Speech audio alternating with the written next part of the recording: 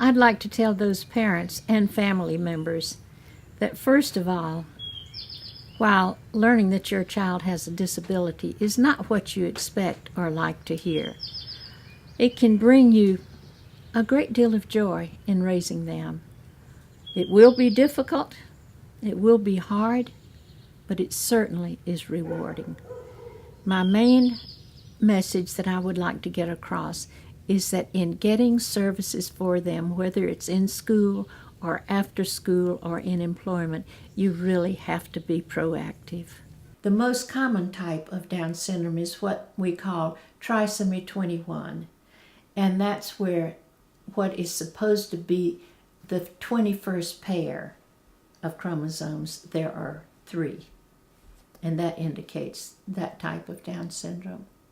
When Billy was born, of course, as I mentioned, we had no idea that he had Down syndrome.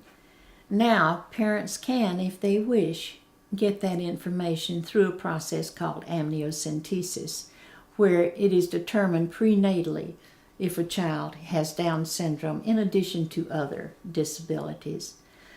This is a heavy question.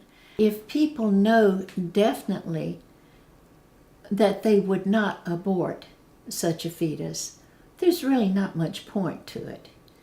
But it has become almost mandatory in some cases, and the medical profession has really pushed it.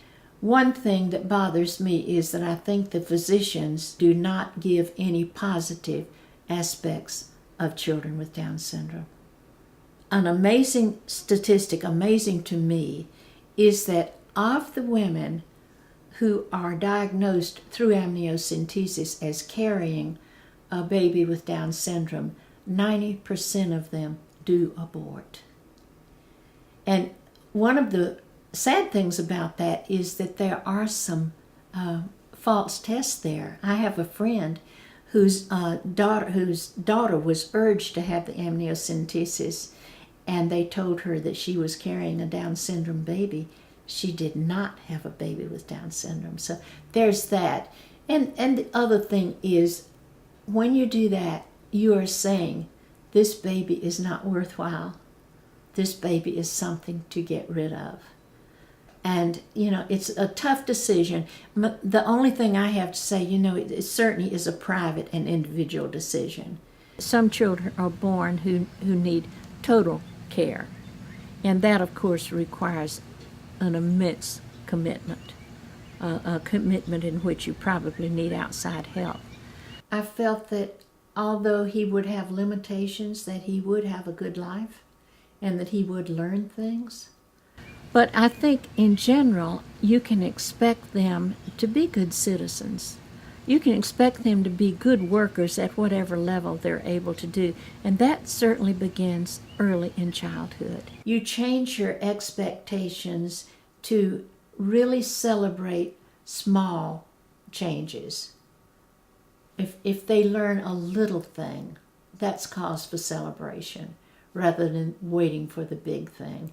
You celebrate the fact that they're crawling when normally they should be walking. But it's a celebration in itself, and I think each step can be viewed that way.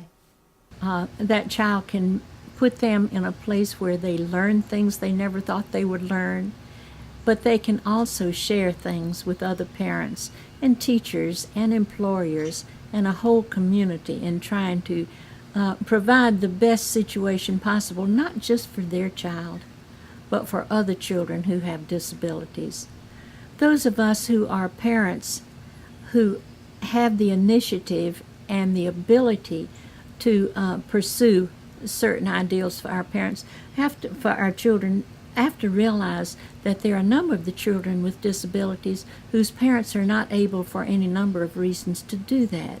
So I think we have to be advocate for all people who have disabilities.